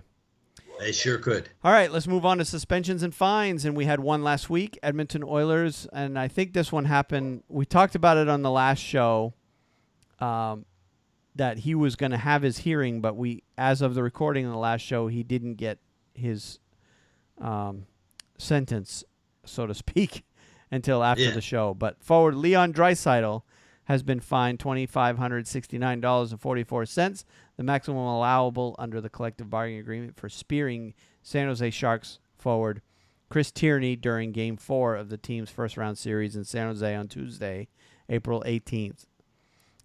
So the Department of Player Safety came down with that. So a fine, but no suspension for a spear. Now, my obvious question is, okay, he just gets a measly little fine while Marchand had to sit out 2 games. Yeah. Okay, maybe previous history had something to do with that, but it just seems inconsistent to me off the top of my head. I agree with you. So, all right. Well, let's not get into a discussion about that because it'll just piss off anybody who doesn't like Marchand. So, all right. Let's move on to the power rankings. We accidentally forgot to do a power rankings last week. We did. So we've kind of done a joint one this week, and it's pretty well, at this point in the season, it's pretty well laid out. You can pretty much guess the power rankings are pretty much going to go as where the teams are in relation to the playoffs. So the top 8 of the power rankings at this point are the 8 teams that are remaining. And I'm just going to do a top 8. I don't think there's any reason to go beyond that because all the rest of the teams are out of the playoffs. They've been eliminated. So at number 8, I've got Ottawa. Mm-hmm. I've got Edmonton at 7. I've got Nashville at 6. I've got the Rangers at 5. St. Louis at 4. Washington at 3. Anaheim at 2. And Pittsburgh at 1. And the reason I did that, of course, I kind of alluded to it earlier. I see Pittsburgh, Anaheim as the eventual Cup contenders. So I put them 1-2. Yep. And then if they don't make it, I've got Washington, St. Louis as the possible next Cup contenders. So, in the East, I personally feel that whoever wins the Pittsburgh-Washington series is ultimately going to end up in the Cup final. Because I don't think either the Rangers or Ottawa have enough to overcome either Pittsburgh or Washington. But you can disagree me if you want. Because I know you're a little biased in that one. I feel more confident against the Washington Capitals than I do the Pittsburgh Penguins. Yep. But we beat both of them in the last 6 years. Both of them we've defeated. We defeated Pittsburgh twice. We defeated Washington twice. So I know in my heart that given the right circumstances and Henrik playing the way he does, we could do it again. And that would also mean a trip to the Stanley Cup, which I'm telling you, out of anybody I know that's left in the playoffs, you want to talk about somebody who wants to win the Stanley Cup. I know Alex Ovechkin does. I know Henrik Lundqvist wants that Stanley Cup too. Yep, agreed. So, yeah. So, it's going to be fun to watch for sure. Yep. All right, let's move on to NHL awards. And basically what they've been doing, they started the day that we recorded our last podcast. It was shortly after we got done recording that they announced the first trophy. But they've been announcing nominees for each of the individual awards. They've been doing one trophy a day, each day, going forward. So there's a couple trophies that haven't been announced yet. And correct me if I'm wrong, but the Hart Trophy, the Ted Lindsay Award, which goes to the best player as voted by the players, right, and the Jack Adams Award the nominees have not been announced yet. Am I right? I have not heard them be come on. I haven't seen those three, so we'll probably talk about those three in the next podcast. But in this podcast, we've had we'll start with the Lady Bing. Your nominees for or finalists, I should say, if you want to call them nominees, I guess, if we're going to do like award shows. Johnny Gaudreau from Calgary, Michael Granlund from Minnesota, and Vladimir Tarasenko of St. Louis are your three nominees for the Lady Bing. I think I had Tarasenko as my pick to win it. You did. So Tarasenko ends up as one of the finalists this time around. And, of course, the Lady Bing Trophy goes to the player adjudged to have exhibited the best type of sportsmanship and gentlemanly conduct combined with a high standard of playing ability. So, and Tarasenko certainly fits that mold. I think he had, 12 penalty minutes all year? Yeah, he does. Yep. He may win that trophy. Yep. Next trophy, Vezina Trophy. Sergei Bobrovsky of the Blue Jackets, Braden Holtby of the Capitals, and Carey Price of the Canadiens are your three finalists for the Vezina Trophy, which is awarded to the goalkeeper adjudged to be the best at his position. So basically the goaltender of the year award. And I personally think Bobrovsky, is going to win that trophy because it is supposed to be based on NHL or regular season performance. It's not based on playoffs. That's right. It's either him or Holtby. Yep. I think Cam Talbot got ripped off. He had 42 wins, 7 shutouts. I mean, his Oiler team is playing very well. I don't know why they put Carey Price in there. I think respect from past years sometimes ends up being a factor. So if you see Cam Talbot putting up 2 or 3 more years of the performance he did this year, he'll be right up in that conversation. Mm-hmm. I think that's generally how some of these awards go sometimes. Calder Trophy. Pretty well guessed some of these. Toronto Maple Leafs forward Austin Matthews, Winnipeg Jets forward Patrick Laine, and Columbus Blue Jackets defenseman Zach Werenski were named finalists for the Calder Trophy. And that's given to the best rookie in the NHL throughout the season. So no real surprises there. I think you had Laine, I had Matthews in that one. Right. It's gonna be Matthews. Matthews is gonna win that award. Probably. Yep. Probably. We'll find out. Norris Trophy, your 3 finalists. Brent Burns of the Sharks, Victor Hedman of the Lightning, and Erik Karlsson of the Senators are the 3 finalists for the 16-17 Norris Trophy, which is awarded to the defense player who demonstrates throughout the season the greatest all-around ability at the position. So if this were a playoff award, Karlsson would have it hands down. Yeah. But it's not. It's based on regular season. And my personal pick is Brent Burns. I think I had him as my pick. So he had the best regular season in my mind. I did as well. I picked Brent Burns. It's either going to be nothing to take nothing away from Victor Hedman in Tampa Bay, but it's either going to be Brent Burns or Erik Karlsson. Yeah, those two players. Yeah, those two seem to be in a class of their own, and then Victor Hedman. They gotta have a third nominee, so he's, I guess, the best of the rest in that category. All right, the next award, Bill Masterton Trophy. Ottawa Senators goalie Craig Anderson, Anaheim Ducks forward Andrew Cogliano, and Carolina Hurricanes forward Derek Ryan were named finalists for the Bill Masterton Trophy on Monday. The award's given to the player who exemplifies the qualities of perseverance, sportsmanship, and dedication to hockey. And I can't remember who I nominated. I think it was, did I say Sean Thornton? Yes, you did. Okay. And I picked Nick Foligno, and neither one of them made it. Neither one of them made it. So, and Craig Anderson's the obvious choice in this case. I think he will. Yeah. I think what he went through this year it makes a difference in that type of a trophy. Yep. Dominic Moore won it 2 years ago, and his wife had just died from cancer, so it does make a difference. Yep. All right, next award is the Selke Trophy, and that goes to, the nominees are Boston Bruins center Patrice Bergeron, Anaheim Ducks center Ryan Kessler, and Minnesota Wild center Mikko Koivu are your finalists for the Selke Trophy, which is awarded annually to the NHL's best defensive forward. And, of course, I picked Patrice Bergeron. I'm a bit biased in that one, but yeah. I picked Nicholas Backstrom, and he didn't make it, so... I think it's going to be Patrice Bergeron. I think you're right on that. And you did a good job, Wayne. You picked him from the beginning. Yep. Well, I'm biased. He's always a front runner for that award.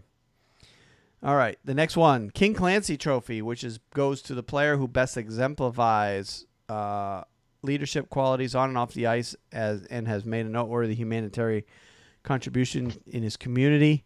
And they actually haven't named nominees for that one yet. So that's correct. We'll have to skip that one as well for this week. And then the final award I've got is the NHL Foundation Award, which is goes to an NHL player who applies the core values of hockey, commitment, perseverance, and teamwork to enrich the lives of people in his community. And there are 2 finalists for that award, and those are Travis Hamonic of the Islanders and Wayne Simmons of the Flyers. Yep. All right. Well, that is pretty much all I have for awards. And since the KHL and NCAA seasons are over and the World Championships have not yet begun, we're kind of at a spot where we're just going to go ahead and skip all that other stuff this week. I think the World Championships start up here pretty shortly. We'll get into talking about that probably next week. We should have something to talk about there, and we'll insert the World Championship discussions into the podcast right about where this spot is right here. So that leaves us with our picks of the week.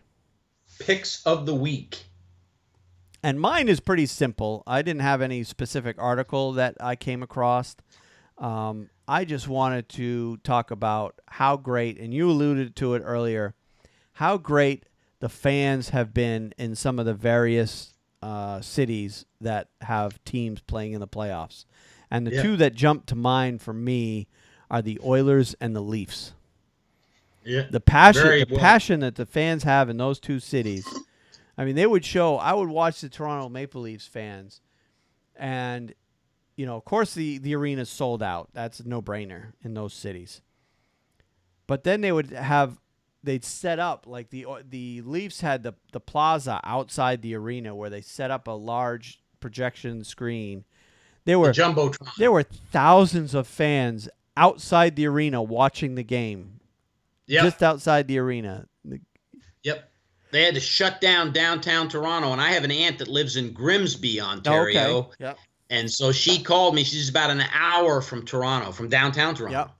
And she said they shut down the whole downtown area, and there were thousands and thousands of Maple Leaf fans that couldn't get into the game out there cheering the whole time. Yep. Toronto is... You and I have said it. We've said it on more than one show. They have more fans. I tell you, I'd love to talk to other people in podcasts, but I believe it in my heart. Yep. They have more fans than anybody. They certainly do. Yep. Yep. Of course, they call themselves the center of the hockey universe. So, which you really can't argue against that. If there's more NHL players that come from the general Toronto area than any other single city in the world. So very true. So, until another city takes that title from them, I would even agree that Toronto is the center of the hockey world. So, but the Oilers fans have been just as good. Yeah, I don't know if they've been standing in groups outside the arena, but when the team is on the road, they're packing Rogers Place. Rogers Place. Yes, they are. They're opening up Rogers Place to watch the game on the Jumbotron, and they're packing the house even for road games. Yeah. Incredible. And then the home games is just amazing. The crowd, how into it they are. Yeah. Right from, the national anthem all the way through. Yep. So, and then other teams that are having great turnouts. Nashville, of course. The Rangers, usually the crowds get bigger as the deeper they go. Montreal, the excitement. I was scared to death we were going to lose that series because of Montreal. Montreal, they threw Madame Giselle Ronneau came out there to sing the "Oh Canada." She shows up every year during the playoffs. That's right. Yep, I remember her. So Montreal fans, they're their own breed anyway. Those guys, they're always going to show up no matter what. What happened? We went down there for a minute, but we're back. Yeah, okay. There it is. Funny. So anyway, the live stream just got interrupted, so I'm not going to bother edit this out. Just explaining it for the people who are listening to others. I'm not going to bother to fix it at this point. We're almost done. All right, so Montreal fans, Oilers fans, Leaf fans, Nashville. How about last year, Wayne? Real quick, the Winnipeg Jets. They weren't going to make the playoff, or they made the playoffs, and the last 2 minutes of that game, they gave a standing ovation. I'm telling you, you go to Canada, the fans they're serious. Yep. Even Calgary, they were into it. It's of course Boston's always into it. Although, every time Boston was behind, you would sense the nervous energy that the Boston fans have, and that's just a long-standing tradition of Boston teams losing when they should be winning. Yeah, that makes the fans on edge there in Boston. It's playoff hockey is amazing. If you ever get a chance to go to a playoff game, if you haven't already, you've got to go to a playoff game at some point. No matter what city it is, no matter what team it is, preferably the Canadian cities because they're into it right from the start. But some of the other cities are, just as into it. So that was just my story. Is just wanted to comment on the fans in the various cities around the league. Excellent, Wayne. That was a great one. All right. And I know you sent me yours, but I forgot what it is.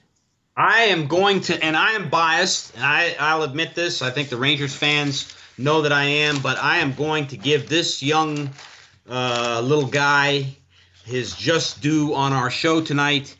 And my pick of the week is Mr. Mats Zuccarello of the New York Rangers. I read an article earlier by Dan Rosen. Mats Zuccarello raises game against Canadians. The way Mats Zuccarello plays the game, with the fearlessness and ferocity befitting a man who is a foot taller than his 5'7" frame, can make you forget that 2 years ago his career was nearly over as a result of a shot off his head, a brain contusion that left him incapable of speaking for 4 days and still makes him stumble over certain words today. Wow. I didn't know about that. It was easy. Yeah. It happened against the Tampa Bay Lightning, and it was chilling. I actually watched it. My wife and I were watching that game when it happened. It was easy to forget that Saturday, which Zuccarello shined on the big stage with 2 goals, enough to help the New York Rangers advance in the Stanley Cup playoffs with a 3-1 win against the Montreal Canadiens in Game 6 of the Eastern Conference first round at Madison Square Garden. The Rangers won the series 4-2. Zuccarello led them with 3 goals. It's incredible the impact he has with this team, Rangers captain Ryan McDonough said. Zuccarello's impact has been growing ever since. His career was put in jeopardy on April 24th, 2015, and I made a mistake. It was against Pittsburgh. They lost the very next round against Tampa Bay. 2015, when McDonough hit a slap shot in the first period of Game 5 against the Pittsburgh Penguins. That shot rang off Zuccarello's head, setting in motion the chain of events that put a deep scare through the Rangers organization. Zuccarello missed the remainder of the playoffs, a run that ended with a 2-0 loss against Tampa Bay in Game 7 of the Eastern Conference Final at the Garden. Game 6 against Montreal was the first time since that the Rangers had a chance to eliminate an opponent, and the first time since Zuccarello was hurt that he had a chance to advance in the playoffs with his teammates.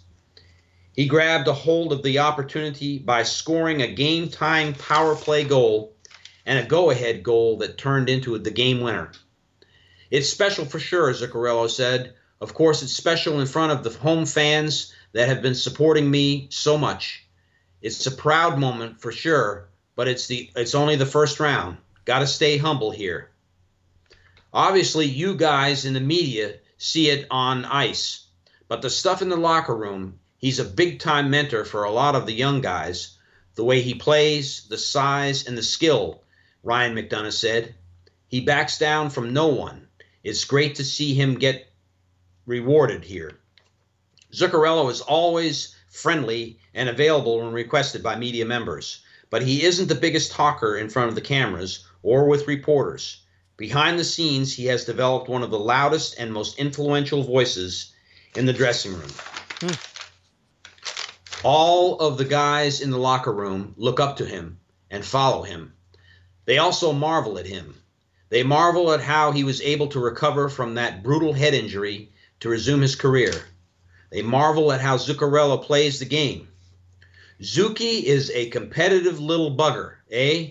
Coach Alain Vigneault said. He competes every shift, and he's become a real big part of our team, not just for what he does on the ice, but he brings the team together, and that is so important. That's a very important part of that. You've got to have guys like that, for sure. Yep. On Saturday, they got a chance to marvel at his performance. He scored his 9th and 10th career playoff goals, but it was the first time in any of his 54 NHL playoff games that he scored twice. When it's time to make a play, he's the guy that we count on to make the opportunities happen for us, McDonough said. And so this week, my pick of the week is Mr. Mats Zuccarello. We would not have won that series against Montreal without him, and I'm very happy that he's a New York Ranger. Yeah, he had probably the best series of anybody on the Rangers. Because those 2 goals in the last game weren't his only goals. He scored a few other times, didn't he? Yeah, he scored another. I can't remember the game, but he did score another goal in that series. He had 3. Yep. But he's a great force on the ice. You'll see him bring players together. Yeah, he is tremendous player. Yep. So he's definitely stepped up in the playoffs this year. So. No question. But he'll need to continue because the road doesn't get easier. It just gets more and more difficult for them. That's true. This is not going to be. If they get by Ottawa, they've got the winner of Pittsburgh and Washington. There's a big hairy gorilla standing there waiting for him. Whichever one it is, either one's a big hairy gorilla. So that's right. All right. So with that, let's go ahead and wrap things up. Again, we're going to remind you that we encourage you to subscribe to our podcast. You get it each and every week as soon as it comes out. And at the beginning of the show, I listed all the places. I'm not going to go into it again, but basically wherever you can find podcasts, you can subscribe to it, and we encourage you to do so. And of course, the other places, if you don't subscribe to it to get it automatically on your. Usually it's a phone that people use. You can also find it on our website at thehockeynuts.com. You can find it on the hockeywriters.com website, which is another great place to go to discover new hockey podcasts. And then, of course, you can financially support our show by using our affiliate links at thehockeynuts.com. We have affiliate links for Amazon and hockeymonkey.com. And just go to our website, click on the link on the right-hand side of the page. Then any purchases you make we get a little bit of a kickback, and the purchases don't cost anything extra for you to purchase.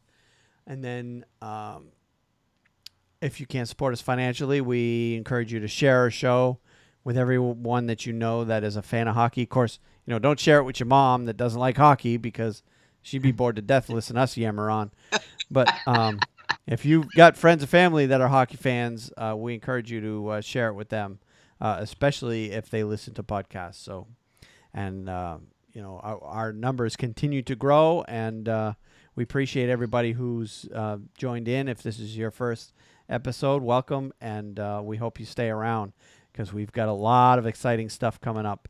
We're going to be covering the playoffs. We're going to be covering the draft. We're going to be covering after the draft. Right after the draft, you got free agency. So we're going to be carrying you all the way through the summer. We'll be going to bi-weekly shows once you get through that first week or so of free agency. We'll cut our schedule back to once every couple of weeks until we get to training camp. But we'll be continuing to do podcasts all the way through the summer to keep you guys up to date on everything that's going on. So we encourage you to subscribe and share the show wherever you can. You can contact us directly. Probably the fastest way to get a hold of me would be at my Twitter. I'm at Wayne Halley 9. Steve is at sball504man. You can email the show at feedback@thehockeynuts.com. You can reach us through our Facebook page at facebook.com/thehockeynuts. You can watch our show on thehockeynuts.com/YouTube and the Facebook page. You can watch the show, although it looks like on the Facebook page the last 10 to 15 minutes is going to be cut off, because that service interruption we experienced looks like it kicked off the Facebook stream. So you're going to miss the last 10, basically the picks of the week and this whole spiel you'll be missing on the Facebook. But I've also been recording it, and you'll have the complete show on YouTube if you want to watch it there.